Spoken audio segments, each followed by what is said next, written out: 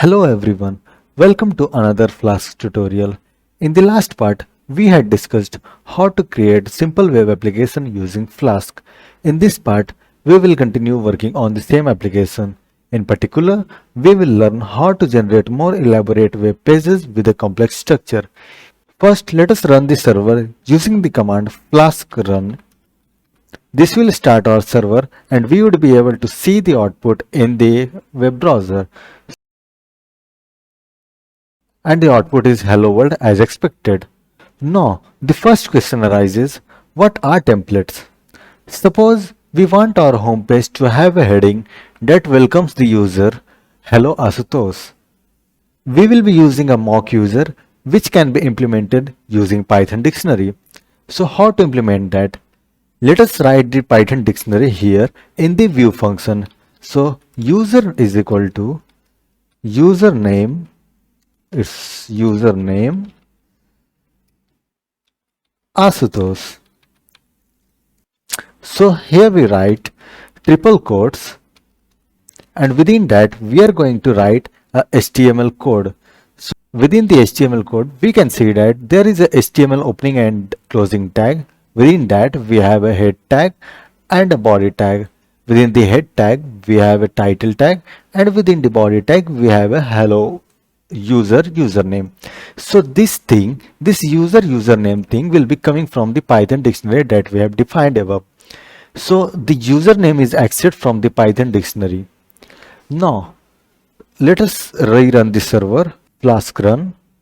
Now when we reload the page, we would be able to see hello Asutosh 00 and we have written 00 here. We have generated a HTML code and here we have passed the user variable from the Python code. So this is the dynamic content that is being rendered. Now consider situation when our website grows. Will it be possible to write complex HTML codes within the same view function? Even if we write for one view function, but will our project contain only one view function? Obviously no. The application is going to have more than one view function that are going to be associated with different URLs. So templates help us achieve this separation between presentation and the business logic. In Flask, templates are written as separate files stored within templates folder. And those template folders lie within the app package. So within this app package, we are going to create a subdirectory called templates. And inside that templates folder, we are going to write a index.html file.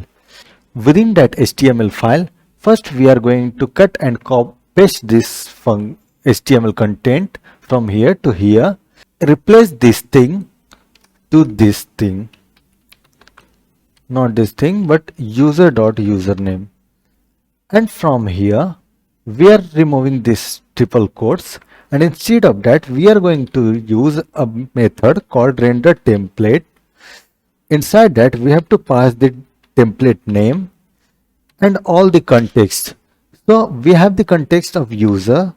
So we can pass here user is equal to user. And we have to import this render template method from Flask. So from Flask, from here we are passing user is equal to user. So the user dictionary is being passed to this HTML file. And within this HTML file, we are going to access this user dictionary. And within that, we have this username variable. So we are going to access this username variable from this Python dictionary. So let us now rerun this server. First close this server and rerun it. And let's see the output. And the output is same. Now we can also pass this title tag, this home page from the view function. So what do we need to write? What we can write is, we can directly write here title is equal to home. And instead of this home page, we can write here title. So this title variable will be fetched from this Python code. So now let's rerun the server. Flask run. Title of the page has been changed to home from the home page. Now let us discuss about the render template function. So the render template function invokes the Jinja 2 template engine that comes bundled with Flask framework. Jinja 2 substitutes this curly braces blocks with the corresponding values given by the arguments provided in the render template call. So these values replace the placeholders over here as we have discussed. Now that we have seen how Jinja 2 replaces placeholders with the actual values, we can explore few other operations that Jinja 2 supports.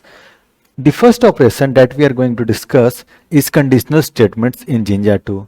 So this is our template file. What we are going to do, we have to pass this title tag from here. If there is no title tag passed from title value passed from here, we are going to show a default value. So let us write a if condition over here. So to write if condition, we have to use this template tag curly brace %, if title, that is if the title is there, so we can use this title over here. But if there is no title, that is else we have to use this thing, else we can write home or welcome to mini blog. And before we end this, we have to write over here %% indif to show that we have ended this if condition. Now let us run this server, but before that let us remove this title tag from here. Yeah, that is removed. And now let's rerun this server. Flask run. We have this new welcome to mini blog title. It is so because we have not passed the title tag from here, so it is taking this default title tag. Now let us pass the title tag again from here and let us rerun the server and let us reload this page. So now we have this home mini blog, that is the home is passed from here and it is using this one, this title tag from here, because it is able to find this title and this if condition is matched, so this is being used. Now let us learn the second operation called loops. Yes, we can also use loops in Jinja 2. So again we have to use this templating engine and we have to use this template tag. First of all, we need to pass some posts from here. So again we need to take care that we have no database yet, so we have to pass a list from here. So let us create a list. So this list is a list of dictionaries. Inside each dictionary there is a title, there is an author and there is a body. So posts is equal to posts. Now we have to edit this index.html. So here we are going to iterate. We are going to iterate using a for loop. So for that we are going to write, and we are going to first end this using the end for tag. After that, within this we are going to write a h2 tag, and inside that we are going to write the post title. See this, we are now going to use this post variable over here. So within every post variable we have these things. We have the title, author and the body, so we can access them now. So we have this post title written by post.author.username. Below this we are going to write a paragraph tag, that is p tag, and inside that we are just going to write the body, that is the post.body. That's why we have written over here post.author.username. Now let's rerun this server and see, we have this thing. We have the post title, we have the author name and we have the body tag.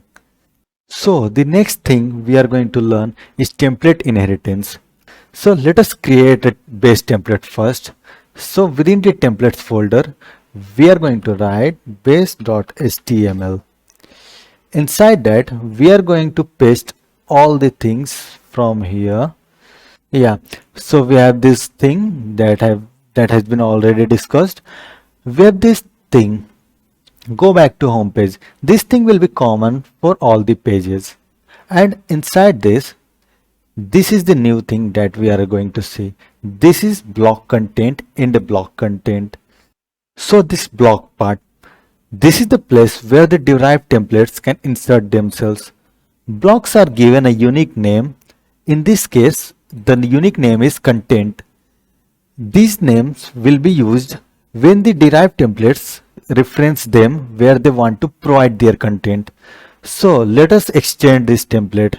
So let us remove this thing, or let us just remove this part and this part, and at the top we have to write extends, and we have to write here the template name that we are going to extend. So our template name is base.html. So we are writing the same base.html, and see here also we have used the same template, same kind of template tag. Function has changed, it has been used extends. Now let us write the block content. So how are we going to write? Here we have to write block content,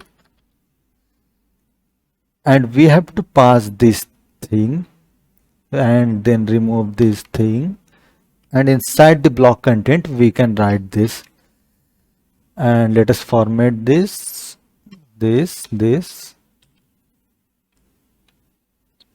and then this. So what is this? This is the part where the template is inserting anything. Let us remove this extra spaces from here, or the code will throw error. Now whatever we have written within this block and end block, this thing is going to be inserted over here in this space. Let us reload this server and see, we have got the navigation thing, we have got this go back to home page. So let us end this topic over here. If you faced any problem related to this video, make sure you go to this blog iread.ga. I will give the link to this blog in the description. I have written all the thing over here.